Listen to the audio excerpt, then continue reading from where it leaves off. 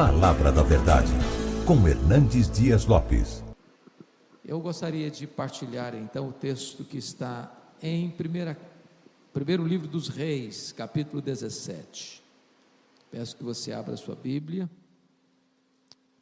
e depois mantenha a sua Bíblia aberta nesta passagem.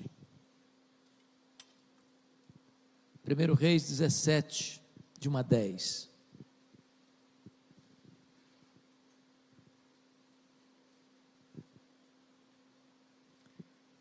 Está escrito o seguinte: Então Elias, o tesbita, dos moradores de Gileade, disse a Acabe: Tão certo como vive o Senhor, Deus de Israel, perante cuja face estou, nem orvalho nem chuva haverá nesses anos, segundo a minha palavra. Veio-lhe a palavra do Senhor dizendo: Retira-te daqui, vai para a banda do Oriente, e esconde-te junto à torrente de Quirite, fronteira ao Jordão.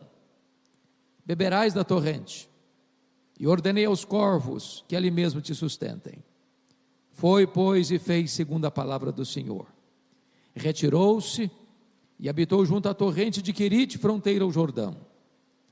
Os corvos lhe traziam pela manhã pão e carne, como também pão e carne ao anoitecer, e bebia da torrente. Mas passados dias a torrente secou, porque não chovia sobre a terra.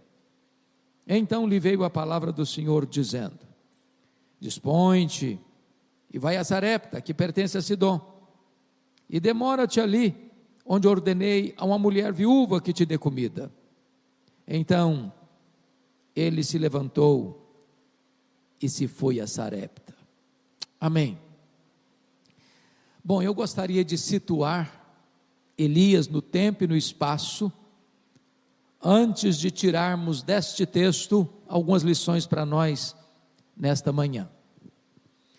Vocês todos sabem que depois de um longo período de 330 anos aproximadamente, de regime teocrático, sob a liderança dos juízes, Israel faz uma transição de governo para a monarquia.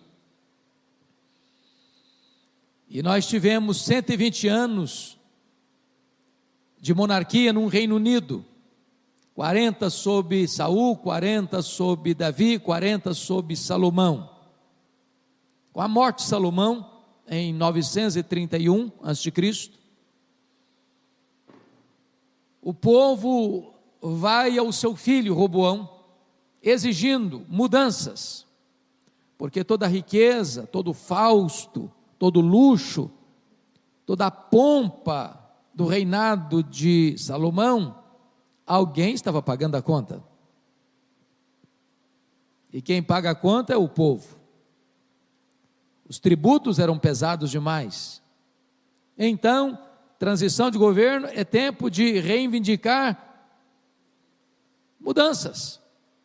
Então o povo vai a Roboão e diz: olha, alivia a carga tributária, está demais. Estão trabalhando a meia com o governo, desse jeito não dá. Roboão vai pedir conselho aos anciãos, e os anciãos disseram para o rei: atende o povo. O povo não aguenta mais não, o povo está esfolado. Ele não gostou do conselho, foi procurar conselho com os jovens da sua época, e os jovens disseram assim: o rei, esse povo só obedece debaixo de tacão cruel. Se o povo não temer o rei, não vai funcionar. Então diga para esse povo que o seu dedo mínimo é mais pesado que o braço do seu pai. Aperta um pouco mais. E diz a Bíblia que o rei insensatamente adota esse conselho, e há uma rebelião.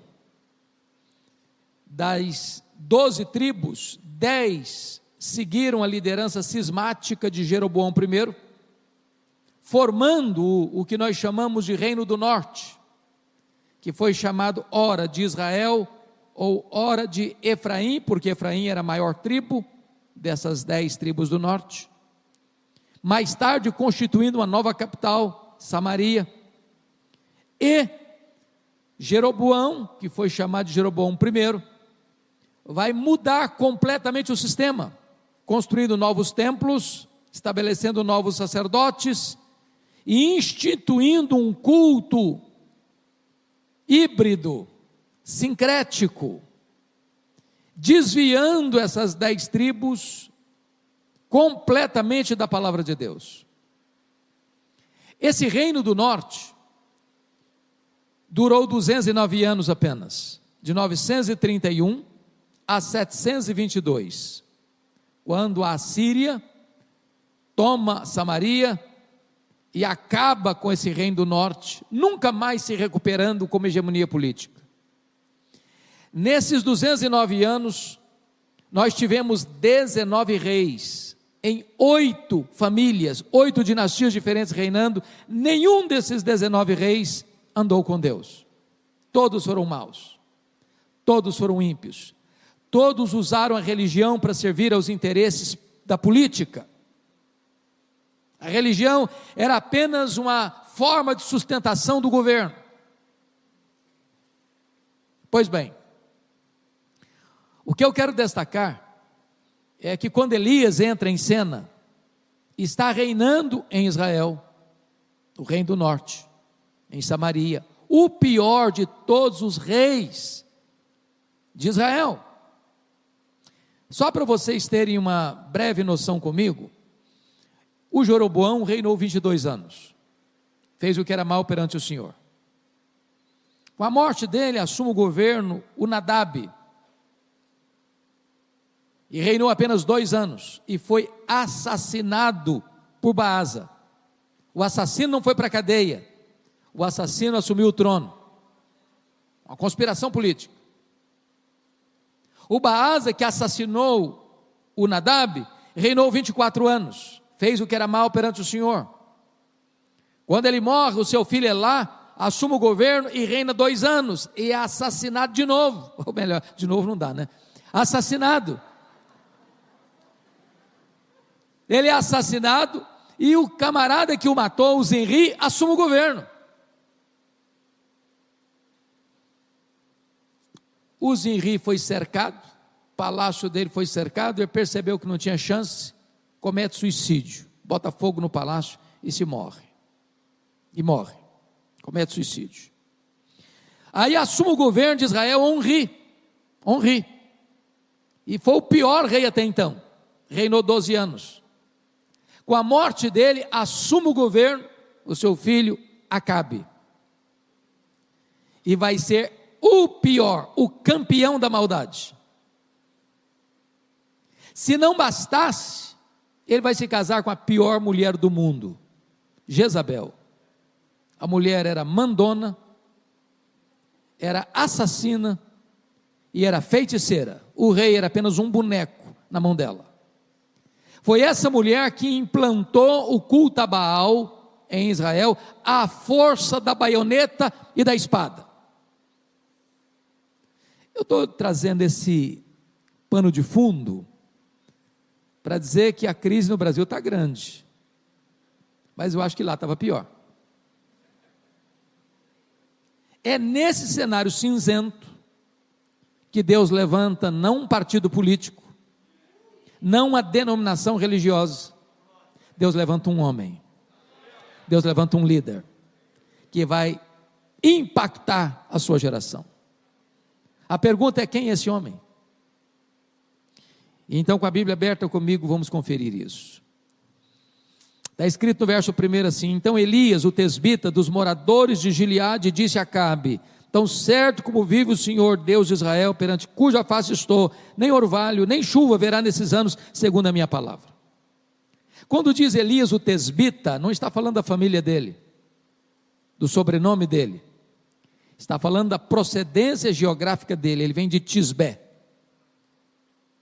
Quando você vai para o mapa, para procurar Tisbé, você não vai encontrar Tisbé no mapa. Era um lugarejo insignificante do ponto de vista histórico, econômico, político, incrustado numa cadeia de montanhas de Gileade. Quando você vai examinar a família de Elias, ela não é uma família aristocrática, não é uma família rica. Ele não vem de uma escola de profetas, ele não vem de uma família sacerdotal. Elias era um homem desconhecido, de uma família desconhecida, de um lugar desconhecido, mas um homem levantado por Deus. Isso me ensina uma grande lição. Deus não precisa de estrelas para fazer a sua obra.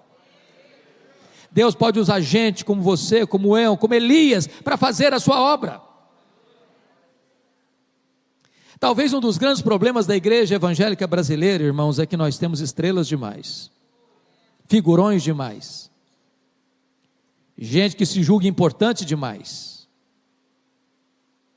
E eu já tenho aprendido uma lição. As estrelas só brilham quando o sol não está brilhando. Quando o sol aparece, as estrelas desaparecem.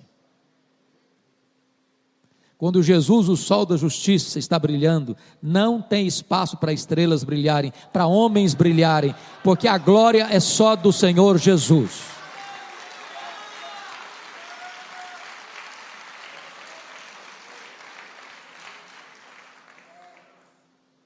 Nós estamos vivendo um perigo na igreja evangélica brasileira, irmãos, um pecado chamado de tietagem evangélica. Há muitos cantores e há muitos pregadores que acham que são astros de cinema.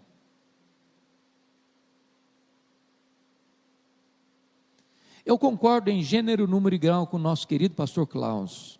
Generosidade tem que ter no coração do pastor.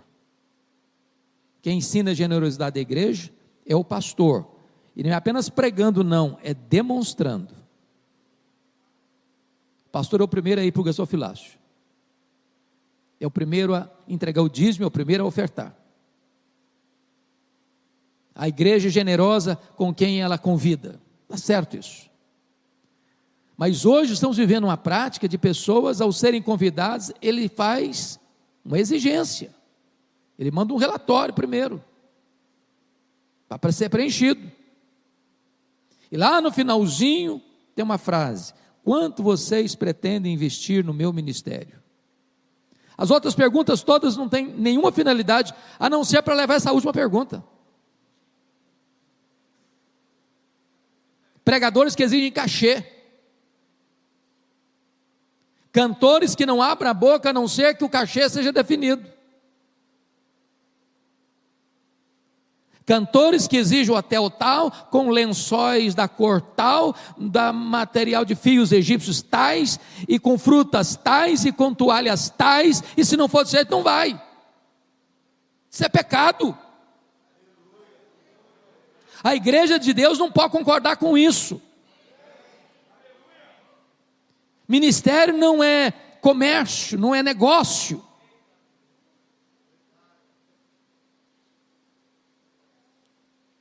E a igreja, irmãos, tantas vezes é que bota o cara lá no puleiro, e quanto mais alto o puleiro, maior é o tombo. Agora notem comigo, que Elias sai do anonimato, e começa o ministério dele pregando para o rei, no palácio do rei, e eu fico impressionado com isso, porque a maioria de nós passa a vida inteira e nunca vai no palácio pregar para o rei. Elias sai do anonimato, e começa o ministério dele pregando para o rei, e a pregação dele não é macia não, ele não vai lá para bajular Acabe não, ele vai lá para trazer uma palavra de juízo à nação, e ele vai dizer o seguinte: olha rei, tão certo como vive o Senhor, em cuja presença eu estou, nem chuva, nem orvalho haverá nesses anos, segundo a minha palavra. E aí você faz uma pergunta curiosa: mas como assim, Elias? Segundo a sua palavra? Como é que você tem essa certeza? De onde você está tirando essa garantia? O texto não responde isso, mas a resposta está em Tiago 5,17, diz que Elias orou para não chover, e não choveu. Então, aqui tem outra lição importante para você e para mim. você só prevalece em público diante dos homens, quando você primeiro prevalece em secreto diante de Deus. Você só tem autoridade para se levantar diante dos homens, quando você primeiro se prostra diante de Deus. Você só prevalece na pregação, quando você primeiro prevalece na oração.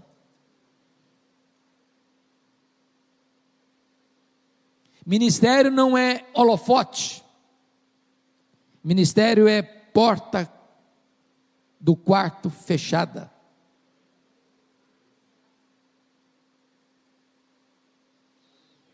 Precisamos restaurar o altar da oração na nossa vida. Mas por que ele traz essa palavra de juízo?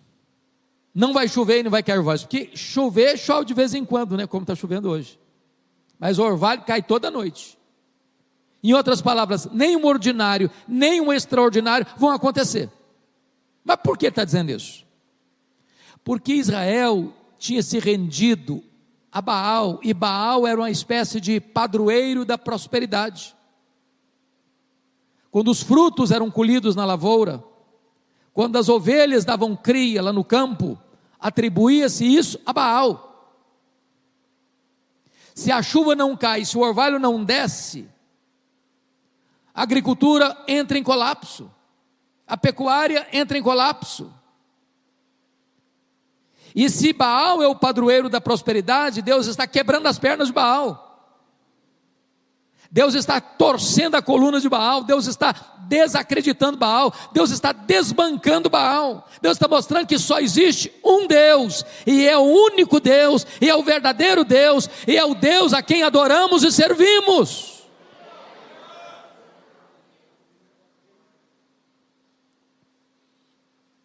Bom, certamente essa não é uma mensagem palatável. Essa não é a mensagem que o pregador vai receber um tapinha nas costas na porta da igreja. Mas você e eu não fomos chamados para sermos populares, nós fomos chamados para sermos fiéis. Aí vem o verso 2 e o verso 3, fazendo uma transição, que eu chamaria de uma transição de anticlímax. Porque está escrito assim: veio-lhe a palavra do Senhor dizendo: retira-te daqui, vai para a banda do Oriente, esconde-te junto à torrente de Quirite, fronteira ao Jordão. Bom, retirar e esconder é tudo que um pregador não quer fazer na vida. O pregador gosta de multidão e não de solidão.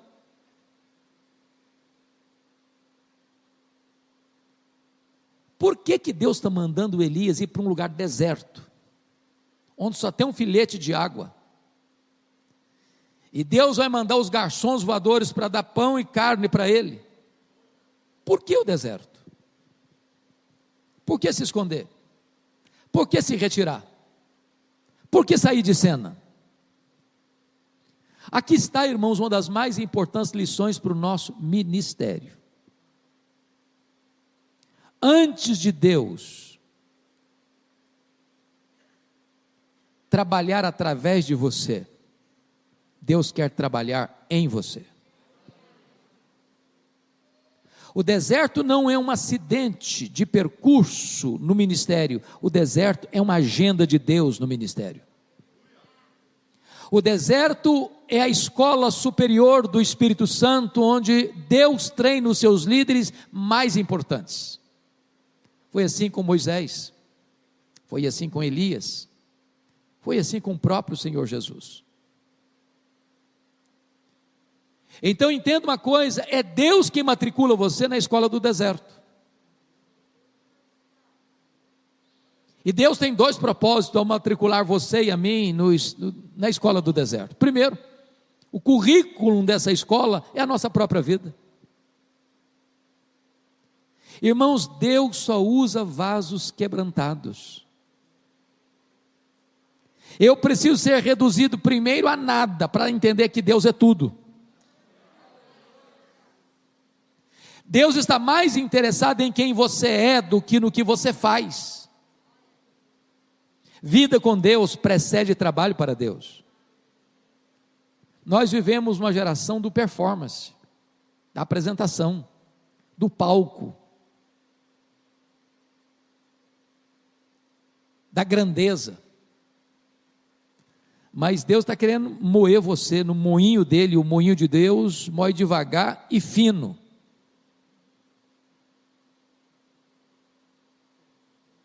Então não fique estressado não, se Deus está trabalhando em você. A segunda coisa que eu acho impressionante nessa escola do deserto é que você precisa aprender a depender mais do provedor do que da provisão. Porque notem vocês que ele está bebendo da torrente, é um filete d'água que corre no deserto. E Deus precisa mandar os garçons voadores. Em outras palavras, ou Deus o sustenta, ou ele morre. E essa lição para mim é muito importante. Porque depender da provisão é fácil. Você a tem, você administra. A grande pergunta é: e quando falta provisão? E quando o dinheiro para o aluguel do salão que você alugou para funcionar a igreja não chega? E quando você se assenta ao redor da mesa com a esposa, pega um caderno e uma caneta e faz conta, e faz conta, e faz conta, e não bate. A despesa está maior do que a receita. O que você faz nessa hora? Notem comigo no verso 7, que ele está onde Deus mandou ele estar, fazendo o que Deus mandou ele fazer, e diz o texto: a torrente secou. O que você faz quando a sua torrente seca? Eu quero dizer a você, amado, minha irmã, meu irmão, que quando a sua fonte seca, Deus sabe onde você está. Deus sabe para onde você deve ir. Deus sabe o que você precisa fazer. A sua fonte pode secar, mas o manancial de Deus continua jorrando. A sua despensa pode ficar vazia, mas os celeiros de Deus continuam cheios. Você e eu não cremos em acaso. Você e eu não cremos em azar. Você e eu não cremos em sorte. Você e eu não cremos em determinismo cego. Você e eu não cremos em olho gordo, em praga rogada para crente. Você e eu cremos que Deus está no controle da nossa vida, e as mãos de Deus dirigem o nosso destino, e todas as coisas cooperam para o nosso bem. Então, quando a sua fonte seca, não é porque Deus está sem controle, perdeu o controle lá no céu, esfregando as mãos, sem saber o que fazer com você. Não. Você está apenas no estágio mais avançado do deserto, da escola do deserto, precisando aprender que você depende do provedor, mais do que da provisão. Me permita ilustrar isso com uma experiência pessoal. Eu sou pastor há 39 anos. Há 36 anos, pastor da Igreja Presbiteriana de Vitória. Hoje, um dos membros da equipe pastoral, porque moro aqui em São Paulo atualmente, mas ligado ainda à igreja lá. No ano 2000, eu fui para os Estados Unidos com a minha família, minha esposa e os 2 filhos que eram pequenos, um maior de 11, a menina de 8, para fazer um curso de doutorado na área de pregação. Eu fui para o Reformed Theological Seminary de Jackson, Mississippi. Fui com expectativa de bolsa. A liderança da nossa igreja votou uma verba para o nosso sustento. Na época, $2.300. E algumas coisas aconteceram. Primeiro, é que se eram $2.300, $230 ficavam na tesouraria da igreja, porque pastor é dizimista, pelo menos deveria ser, se não é, precisa ser, porque tem uma onda hoje contra o dízimo, que é um negócio incrível. Não, esse negócio é lá do Velho Testamento, é da lei. Bom, isso é papo outra hora. Mas vale a pena um dia ter um papo só sobre isso. Eu nunca vi um dizimista arrependido de ser dizimista, nunca vi. Sabe quem é contra dízimo? Quem nunca deu dízimo, nunca entregou dízimo, esse é contra. Quem tem maior prazer, tem maior alegria, porque tudo é de Deus.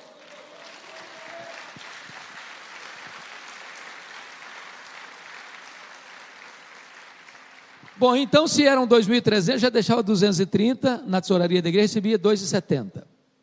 Nós temos uma pessoa que tem 73 anos e mora conosco há mais de 30.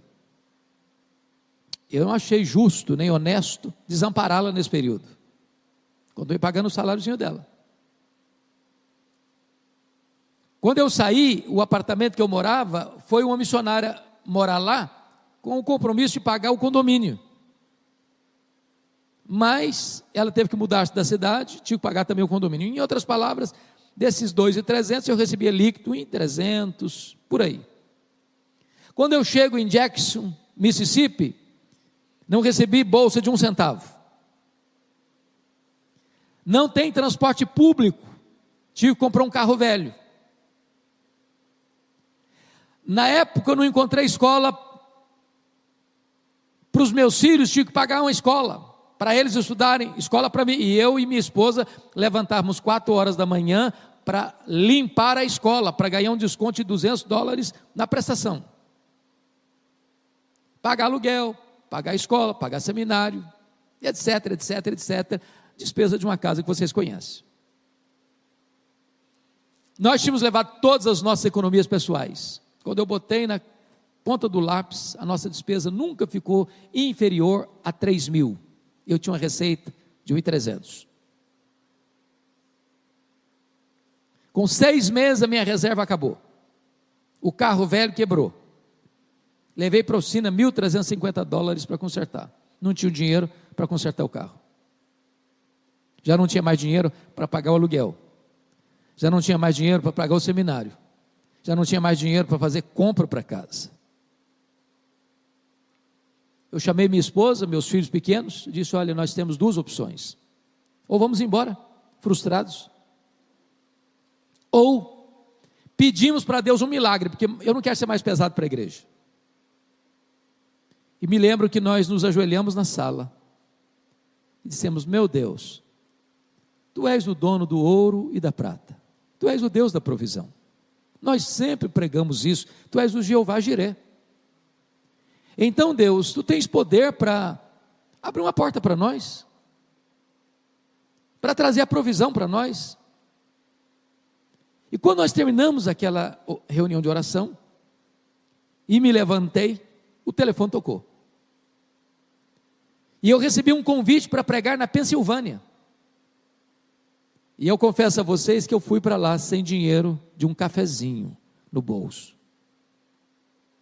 No último dia da conferência, o pastor que dirigia a programação disse assim: meus irmãos, o pastor Hernandes é estudante aqui na América, e todo estudante é duro, não precisa nem ser profeta para falar um trem desse. Se alguém quiser ajudá-lo, fique à vontade. Eu não tinha falado nada com ele, eu não sabia da minha situação. Eu saí daquele encontro com $5.500 de oferta. Quando eu estava saindo, um pastor me puxou pelo braço e falou: eu quero mandar para você $300 por mês, até você terminar o seu curso. Eu voltei para casa chorando, tirei o carro da oficina, paguei o seminário, paguei aluguel, fiz compra para casa, ainda sobrou um troco. Na semana seguinte, um outro telefonema, para pregar numa conferência em New Hampshire, a 3.000 quilômetros de onde eu morava. Quando eu estou pregando meu último sermão, Vem um presbítero por trás de mim e bota um bilhete com letras garrafais dentro da minha Bíblia. Quando eu olhei, estava escrito assim: eu não sei o que está acontecendo com você, mas Deus tocou o meu coração, e eu vou mandar para você $600 por mês, até você terminar o seu curso. Me deram $2.500 de oferta. Para encurtar a conversa, eu fiz 21 viagens para pregar a convite. Em cada lugar que eu chegava, Deus fazia um milagre diferente. Um dia uma mulher fez uma viagem debaixo de neve, de noite, de mais de 60 milhas, para onde eu estava, porque Deus tocara o coração dela lá na casa dela, para onde eu estava para me dar uma oferta. Nunca nos faltou nada. Deus supriu todas as nossas necessidades. Para minha surpresa, no dia que eu vim embora, fui ao banco fechar a conta, e Deus me surpreendeu mais uma vez. Exatamente o valor das nossas economias pessoais que nós havíamos levado, estava lá no banco. E Deus me ensinou uma lição: você precisa depender do provedor, mais do que da provisão. Quem sustenta você é Deus, meu irmão. O capital da igreja não é dinheiro, o capital da igreja é fé. É fé. Estude um pouco aí, olhe um pouco, conversa com seus colegas. Pouquíssimas igrejas, irmãos, grandes hoje, começaram grande. Começaram, alguns debaixo de uma árvore, outra dentro de uma garagem, outra na sala da sua casa, outra alugou um cantinho lá, e aí Deus foi abençoando, e a coisa foi crescendo, e Deus foi abrindo a visão. Então não desanima não, você depende do provedor. Mas notem comigo, uma outra transição, versículo 8, então lhe veio a palavra do Senhor dizendo: dispõe-te, vai a Sarepta, que pertence a Sidom, e demora-te ali, onde ordenei uma mulher viúva que te dê comida. Então ele se levantou e foi a Sarepta, e se foi a Sarepta. É mais uma transição de anticlímax, porque sabe o que Deus está dizendo para Elias aqui? Meu filho, você acabou o estágio do deserto, aperte os cintos, fique firme, porque agora eu vou matricular você no estágio mais avançado. Agora eu vou jogar você na fornalha. Sarepta significa fornalha, fogo, cadinho. Deus ainda está trabalhando em Elias, para depois trabalhar através de Elias. Note comigo no capítulo 18, versículo 10, que enquanto Elias estava em Querite, e ele estava em Querite escondido, esconde-te. O que está acontecendo no cenário político? O Acabe, a Jezabel, procurando Elias, vivo ou morto, em Israel e nas nações vizinhas. Agora Deus está dizendo para o cara: agora meu filho, bota a cara na rua, atravesse a fronteira. Ele poderia ser morto pela polícia de Acabe, mas o Deus que envia é o Deus que protege. E parece que Deus tem senso de humor, porque o que Deus diz para Elias não faz o mínimo sentido para a lógica humana. Se Deus dissesse assim: ô meu filho, tem uma viúva lá em Sarepta, que está numa magrela, passando um aperto, eu quero que você se levante e vá trabalhar para sustentar aquela mulher, senão vai morrer. Você vai socorrer aquela mulher, esse vai ser o seu ministério, sustentar uma mulher viúva. Mas Deus disse para ele: vai meu filho, porque lá tem uma mulher viúva que vai sustentar você. Não é aquela ricaça lá de Samaria não, é aquela pobrezinha lá de Sarepta. Vai lá. O Elias sai de Querite para não morrer de sede, quase morre de fome em Sarepta, porque a mulher que vai sustentá-lo está morrendo de fome. Você pode entender isso? Deus ainda está trabalhando em Elias para depois trabalhar através de Elias. Você e eu, amados irmãos, somos sustentados pelas viúvas pobres, para você baixar a bola, não empinar o nariz, não estufar o peito, saber que Deus chama quem não é, para dividir o pouco que tem, para levar a obra de Deus avante. O que eu acho maravilhoso é que aquela viúva conheceu a Deus na cozinha. Tem lugar melhor para conhecer a Deus do que na cozinha? E diz a Bíblia que o azeite não parou de jorrar e que a farinha não cessou na panela dela. E eu acho que Deus não fez um milagre assim, é a compreensão que eu tenho do texto, que Deus não multiplicou um tonel de azeite, nem um saco de trigo.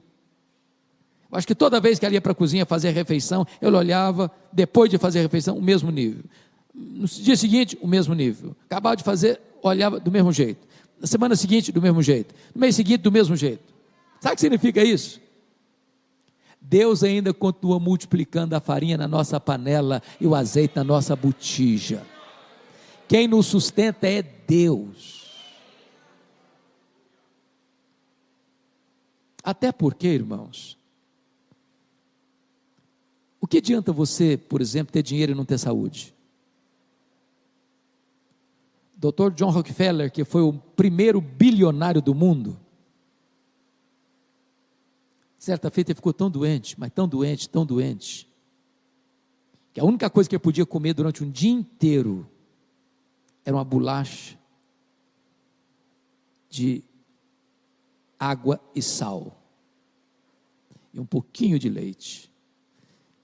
Tinha mais de $1 bilhão, podia comer tudo o que ele quisesse, mas a saúde não permitia. Quem sustenta você é Deus.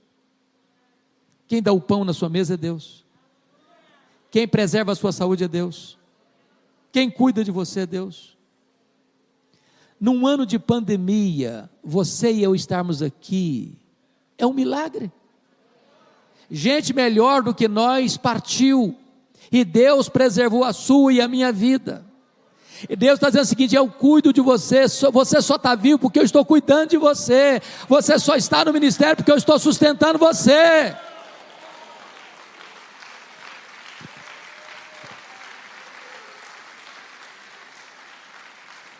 Irmãos, às vezes nós só vemos milagre nas coisas extraordinárias, mas não vemos milagre nas coisas ordinárias. Eu explico.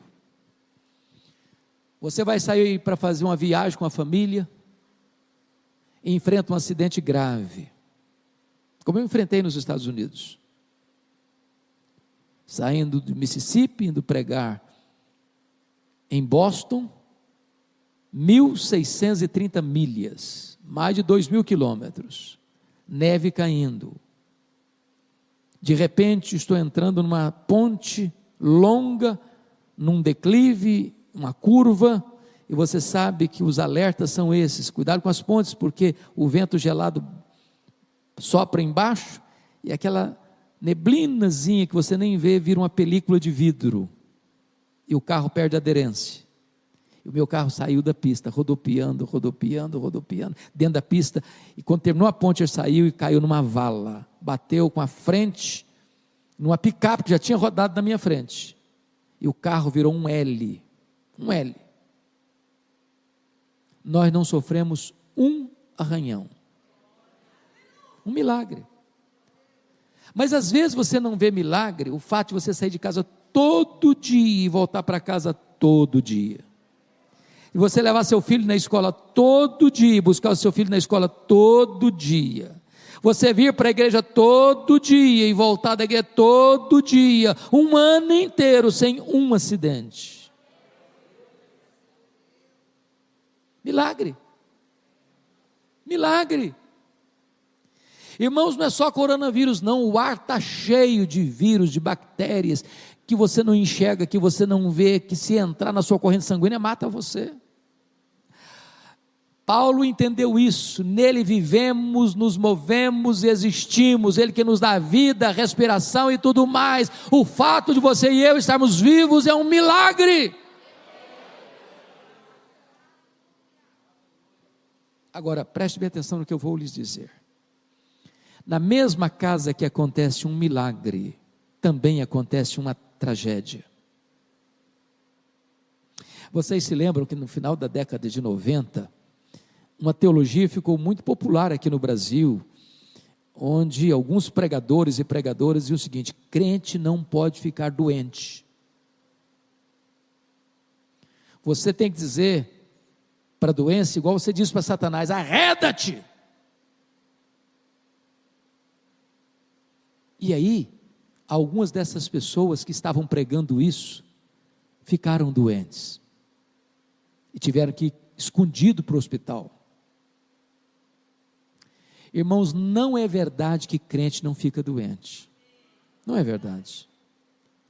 Não é verdade que crente cheio do Espírito Santo não enfrenta problemas financeiros. Não é verdade isso.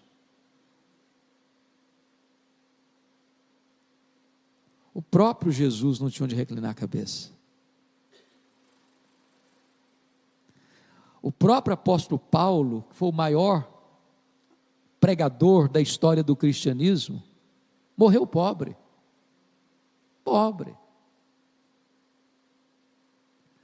O próprio apóstolo Pedro disse para o camarada lá na porta do templo, olha, e ele junto com João: nós não temos ouro nem prata, mas o que eu tenho, diz Pedro, isso eu te dou, em nome de Jesus o Nazareno, levanta e anda.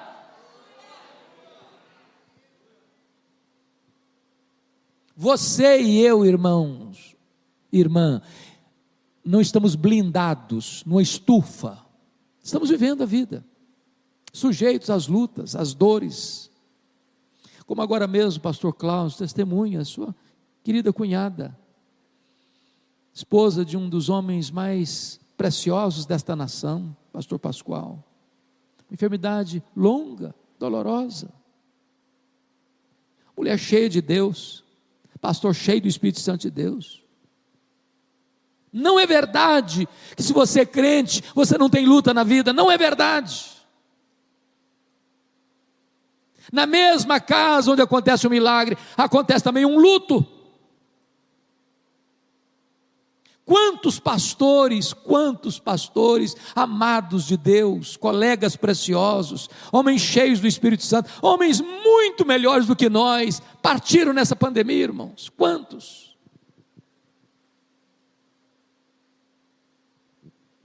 Então não murmure contra Deus.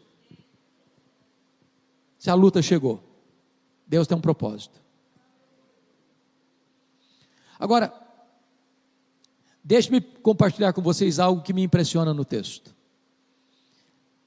Quando a viúva vê o seu único filho morto, ela culpa Elias pela morte do filho. E aqui eu queria levantar um ponto importante para o nosso ministério.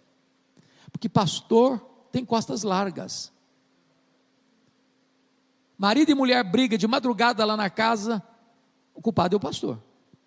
Menino sai de casa rebelado contra os pais, o pastor é culpado. Diz os entendidos que na medida que você vai ficando mais velho, você vai ficando com o coração mais mole e com o couro mais duro. Coração de manteiga e couro de jacaré. O que me impressiona é que Elias, sendo inocente da acusação feita, ele não se defende. Porque você e eu somos meio apressados para nos defendermos. Não, mexe com a gente não. Não pisa no meu pé não.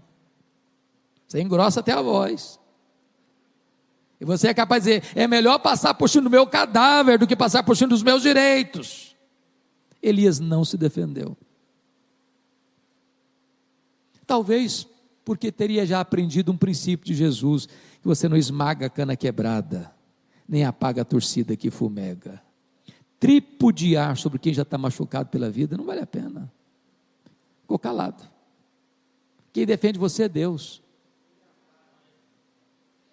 Mas o Elias, que ficou calado para não se defender, pega o menino morto, leva para o quarto, tranca a porta, e lá ele fala muito, lá ele fala com Deus, nos ensinando um princípio. Se nós orássemos mais, nós nos defenderíamos menos. Se nós orássemos mais, nós brigaríamos menos. Se nós orássemos mais, nós veríamos mais os milagres de Deus acontecendo. Elias tem coragem de pedir o inédito para Deus, não tem relato de ressurreição antes desse episódio. E ele pede o imponderável, ele pede o impossível, ele pede o inédito, ele pede a ressurreição do menino, e Deus ressuscita o menino. Agora pense comigo uma coisa agora. E se Elias fosse uma dessas estrelas de hoje? Com um milagre vivo nas mãos. Porque tem gente hoje fazendo propaganda de milagre que não existiu. Tem gente hoje fabricando milagres para vender milagres. O que ele faria se Elias fosse uma das estrelas de hoje? Acho que a primeira coisa que ele faria era chamar uma coletiva da imprensa para dizer quão grande homem ele era. Eu acho que a segunda coisa que ele faria era um discurso de autoelogio. A terceira coisa que ele faria era bater palmas para ele mesmo. Eu acho que a quarta coisa que ele faria era fazer um solo do hino Quão Grande És Tu diante do espelho.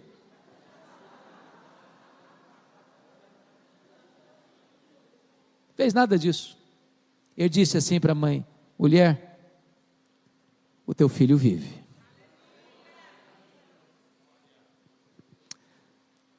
1 Samuel 2,30 diz assim: aos que me honram, diz o Senhor, eu honrarei. Quando você honra Deus, Deus honra você. Porque o texto termina no verso 24 assim, a mulher dizendo para Elias: agora eu sei que tu és homem de Deus, e que a palavra do Senhor na tua boca é verdade. Meus irmãos, isso me faz tremer os joelhos até hoje. Como é que você e eu somos conhecidos?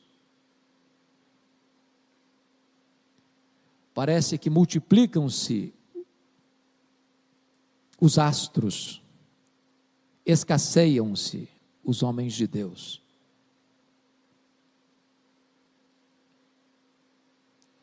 Mas a segunda coisa é dramática para você e para mim. Agora eu sei que a palavra do Senhor na tua boca é verdade. Isso significa então que é possível que a palavra do Senhor na minha boca não seja verdade. Porque uma coisa é proferir a palavra de Deus, outra coisa bem diferente é ser boca de Deus. Lá em Jeremias 15:19 diz assim: se tu te arrependeres, eu te farei voltar e estarás na minha presença. Se apartares o precioso do vil, serás a minha boca.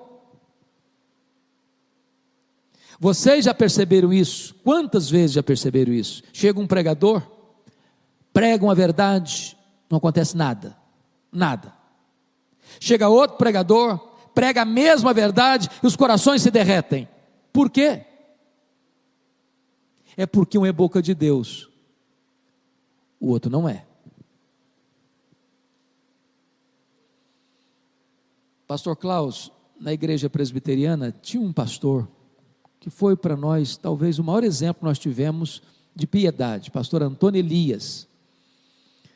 Eu preguei na igreja que foi pastor, o filho dele é pastor hoje, lá em Betânia, Niterói. E ele era um homem muito simples, sermões muito simples, mas eu nunca vi aquele homem pregar, sem pregar chorando, e sem ver o auditório chorando. Um dia ele estava num congresso, e depois da palestra dele, houve aquele momento de perguntas e respostas, e alguém se levanta e faz uma pergunta teológica para ele, e perguntou assim: pastor Antônio Elias, ajuda-nos a entender, bíblica, teologicamente, o que significa unção, ajuda-nos. Ele respondeu: é muito simples, unção significa que uns são, outros não são, é isso.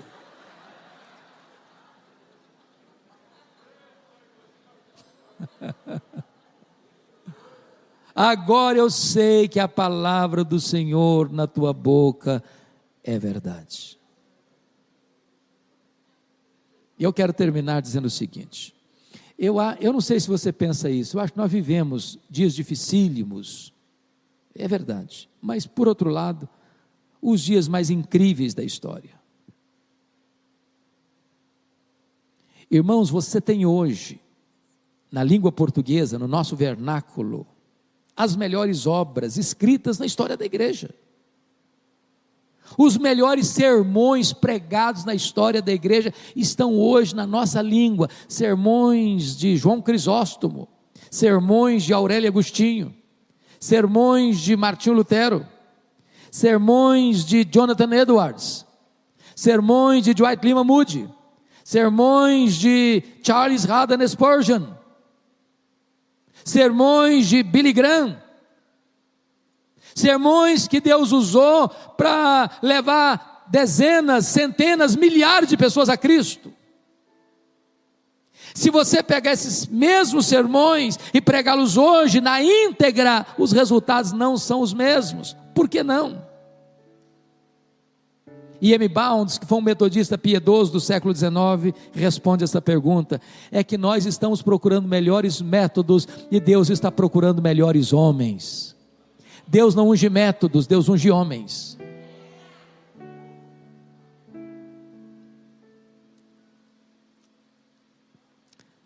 Quando termina a história do Elias, eu vou dar um salto agora, lá para o finalzinho. Diz a Bíblia que o Eliseu estava no encalço dele, querendo porção dobrada do espírito dele. E de repente diz a Bíblia que o Elias é arrebatado. Carruagens de fogo, cavalos de fogo, ele sobe para o céu num redemoinho. A capa do Elias fica na mão do Eliseu. E o Eliseu, que já tinha passado com Elias a pé enxuto o rio Jordão, porque o Jordão se abrira, chega às margens do Jordão, com a capa de Elias na mão, com a pergunta no coração. E a pergunta era esta: onde está o Senhor Deus de Elias? Que pergunta emblemática. A pergunta significava o seguinte: será que Deus só fez no passado? Ou será que Deus ainda faz no presente? E diz a Bíblia que ele feriu as águas do Jordão, e o rio se abriu de novo, e ele passou. Sabem por quê? Porque o Deus de Elias é o Deus de Eliseu. O Deus de Elias é o seu Deus, é o meu Deus, é o nosso Deus. Ele nunca mudou, ele é o mesmo ontem, hoje e para sempre o mesmo.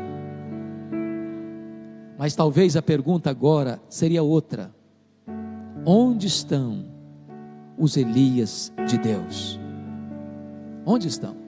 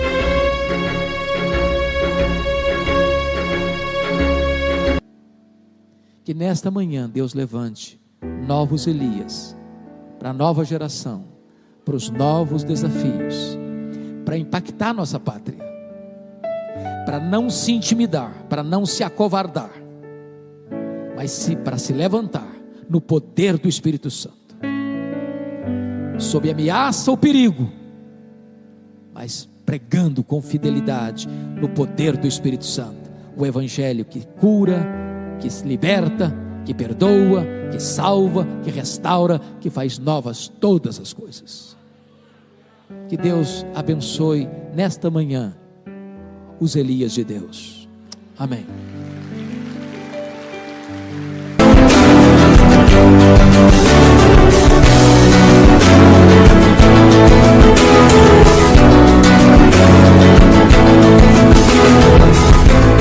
Palavra da Verdade, com Hernandes Dias Lopes.